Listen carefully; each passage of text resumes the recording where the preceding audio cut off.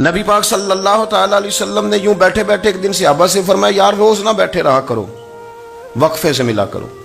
کچھ لوگ زیادہ ساتھ رہنے لگتے ہیں تو ادب نہیں نہ رہتا، ان کو احساس نہیں ہوتا کہ میں کیا کر رہا ہوں۔ تو نبی کریم صلی اللہ تعالی علیہ وسلم نے صحابہ کے مجمع پہ نظر ڈال کے فرمایا، حضور فرمانے لگے روز نہ ملا کرو، وقفے سے ملنے سے محبت بڑھتی ہے۔ حضرت صدیق اکبر بھی مجمع میں بیٹھے تھے، وہ بھی 3 نمازوں میں نہ آئے تو پیچھے ہی نماز پڑھ کے چلے گئے۔ ایک روایت ہے عصر مغرب عشاء، اور دوسری جگہ لکھا کہ نہیں ظہر عصر مغرب تھی، پیچھے نماز پڑھی چلے گئے، پھر عصر پڑھی چلے گئے، پھر مغرب پڑھی، اور حضور نے زور کے بعد حضرت انس بن مالک سے پوچھا ابو بکر نہیں آئے؟ پھر عصر کے بعد پوچھا ابو بکر نہیں آئے؟ پھر مغرب کے بعد پوچھا ابو بکر نہیں آئے؟ تو حضرت انس بن مالک کہتے میں بھی حیران تھا کہ وہ نماز تو پڑھ کے گئے ہیں، اور حضور کا طریقہ تھا کہ سلام پھیر کے پیچھے دیکھتے تھے، تو حضور نے دیکھ لیا، پھر بھی 3 دفعہ پوچھا کہ وہ آئے نہیں؟ سمجھے میری بات کو؟ حضور فرما رہے ہیں نماز پڑھنے تو ساری دنیا ہی آتی ہے، وہ تو اسپیشل آیا کرتا تھا، وہ آیا نہیں؟ آئے نہیں جناب صدیق اکبر؟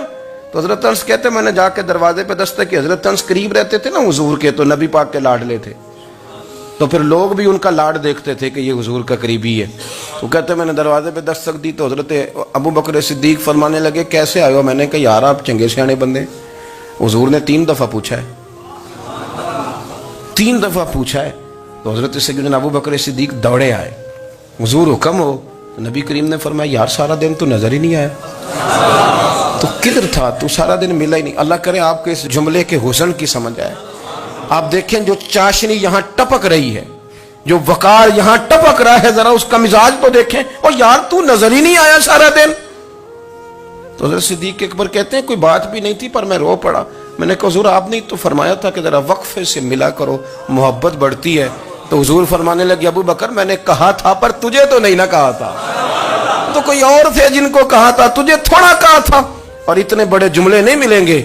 رسول کریم فرمانے لگے تو یہیں رہا کر، تو رہتا ہے تو میرا دل لگا رہتا ہے، یہیں رہا کر، میرے پاس رہا، تو نہ جایا کر یار، تو ادھر ہی رہا۔ او پانی پرن سہیلیاں رنگا رنگ کڑے، او سجنوں اسی تے پریا اس دا جانیے جس دا توڑ چڑھے۔ آپ ذرا اس لطف کو آپ دیکھیں، اس ذائقے کو۔ میرا دل کرتا ہے کہ میں یہ حدیث نہ لوگوں کی روحوں تک اتار دوں۔ حضور فرماتے ہیں میں نے جس کے سامنے دین پیش کیا اس نے دلیل مانگی، وہ بھی کوئی اپنا ہے جو اپنوں سے دلیلیں مانگے، وضاحتیں مانگے، یہ کیسے تھا تو وہ کیسے تھا، تو یہ چیز کدھر سے آئی تو وہ کدھر گئی۔ آپ اپنوں سے دلیلیں مانگ رہے ہیں، آپ اپنوں سے اپنوں کو کٹہروں میں کھڑا کیا۔ حضور یہ نہیں فرماتے کہ دلیل تھی کوئی نہیں، فرمایا جس نے مانگی میں نے دی دلیل، اور لوگ دلیل دیکھ کے مسلمان ہوئے۔ حضور فرماتے ہیں لوگوں سنو یہ میرا ابو بکر ہے، میں نے اسے کہا کلمہ پڑھ لے، اس نے دلیل ہی کوئی نہیں مانگی، فوراً ہی کلمہ پڑھ کے مسلمان۔ یہ احساس ہے۔ یہاں تو تھک گئے لوگ اپنوں کو دلیلیں دیتے، وہ جی ویسے کیسے تھا، تو ایک بندہ یہ کہہ رہا تھا تو دوسرا کہنے دے جو دنیا کہتی ہے، تو اپنی بات کر، تو بتا تو کیا کہتا ہے، اپنی رائے بیان کر، تیرا نظریہ کیا ہے، تیرا ذوق کیا ہے، تو چھوڑ لوگ کیا کہتے ہیں، وہ اپنی بات کر۔ اگر ابو بکر صدیق لوگوں کے کہنوں پہ چلتے تو مکہ تو سارا کچھ اور کہہ رہا تھا، اس وقت تو کچھ تھا ہی نہیں جو کہتا کہ نہیں تو ٹھیک چل رہا ہے، دنیا ساری کچھ اور کہہ رہی تھی، لیکن صدیق اکبر کہہ رہے تھے نہیں نہیں، سچ وہ ہے جو مدینے والے رسول فرماتے ہیں، سچ وہ ہے جو میرے آقا نے فرمایا ہے۔ اپنی زندگی میں انہوں نے بتایا لوگوں کو کہ دین کا مزہ لینا ہے تو پھر ذرا غلامی کر کے آتا ہے، پھر ذرا پورا پیار کر کے آتا ہے، پھر پوری محبت دے کے پھر غلامی کا مزہ